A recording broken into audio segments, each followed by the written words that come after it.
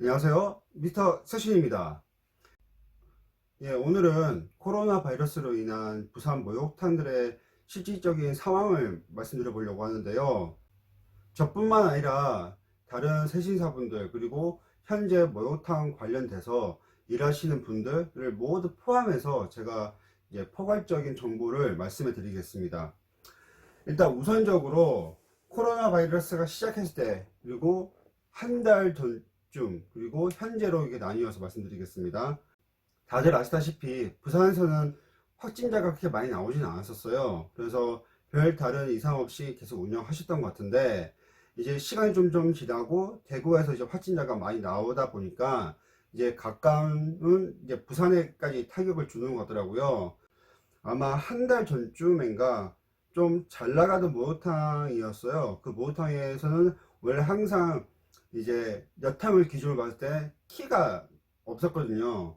이제 항상 자리도 없고 그만큼 좀 인기가 좋은 목욕탕인데도 불구하고 수요일인가 목요일쯤에 이제 점점 부산에서 확진자가 나온다라는 뉴스가 나오고 나서 주말에 매출이 거의 뭐 반토막이 됐다고 하더라고요.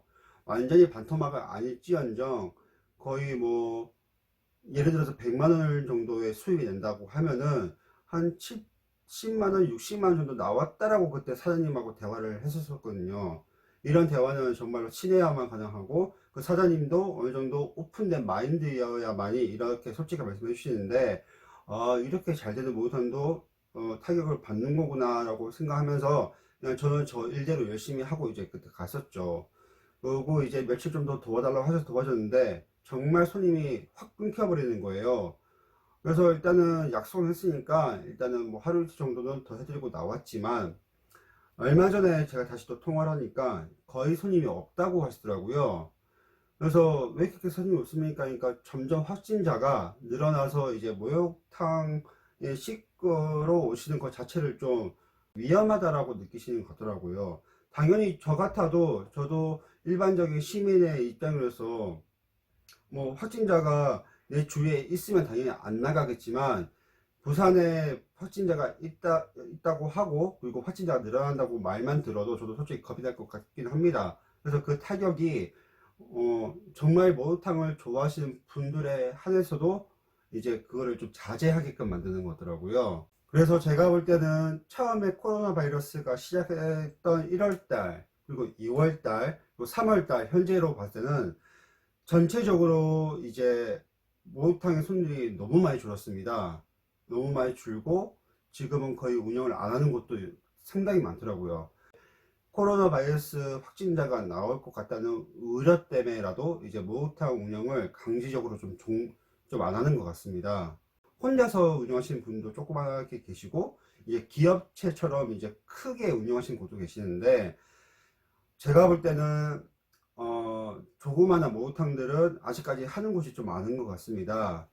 그 이유가 그분들의 생계 수단은 이제 목욕탕을 운영하지만 달모욕을 위주로 운영을 하다 보니까 이제 그 달모욕 분들은 이제 집도 가깝고 확진이 안 받았다는 이유로 그 원래 다니던 목욕탕에 계속 다니는 습관을 계속 이어가시는 거죠. 그래서 제가 모든 사장님께 전화를 해서 물어보니까 목욕탕 운영을 안 하는 게 맞다라고 생각이 들지만 지금 만약에 목욕탕 장사를 안 해가지고 지금까지 힘들게 모았던 이제 달모욕 손님들이 다른 데로 가시거나 이제 안 오시는 게 두려워서 아니면 좀 걱정돼서 계속 운영을 하시는 이유도 있는 것 같더라고요.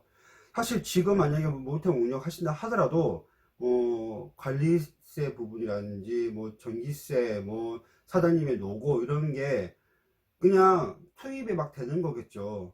모든 사장님이 직접 혼자서 운영하시는 경우도 있거든요. 큰 규모가 아닌 경우에는.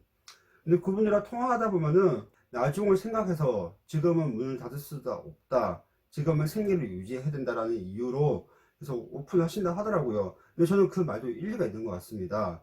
왜냐면은 꾸준히 오셨던 손님들도 계시고, 그 다음에 이제 이걸 안 하면은 당장에 단돈 만 원이든 10만 원이든 이게 생겨날 구멍이 없으니까 그분들은 문을 열 수밖에 없다라고 또 생각이 들고, 그다음에 그 닮은 손님들은 원래부터 왔던 곳이고, 어, 계속 생활했던 패턴인데 쉽게 못 바뀔 거라 생각하거든요.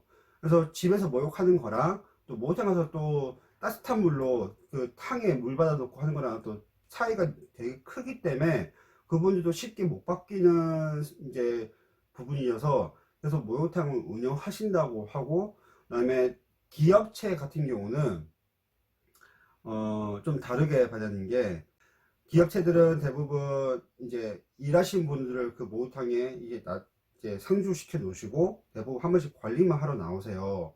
그리고 어차피 기업체 같은 경우는 목욕탕만 하는 것도 있겠지만, 목욕탕만 하는 게 아니라 다른 업도 하면서 이제 부업으로나 아니면 본업으로도 이제 목욕을 하시는 경우도 있으시거든요.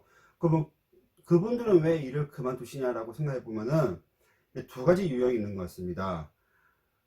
이제 프랜차이저지만 이제 임대료를 받으신 분들도 계실 거고, 아니면 스스로 이제 본점처럼 운영을 하신 분이 계실 텐데, 본점으로 운영하는 경우는 좀 많이 다른 것 같더라고요. 이제 혹시나 한 명이라도 이제 확진자가 생겨버리면은 가게 자체의 이미지가 상실돼 버리기 때문에라고 저는 생각이 드는데요.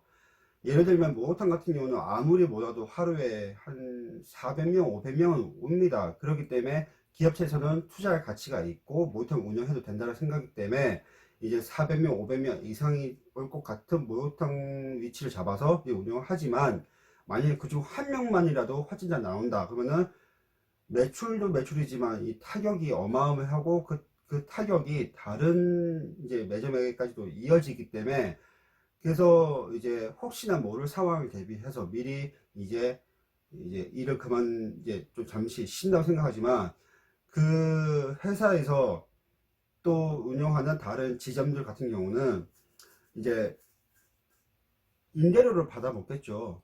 다른 지점에 대해서는 이제 운영을 하세요 마세요 라고 강요를 하는지 아닌지 모르겠지만, 기본적으로 되게 지금 힘들어 하세요.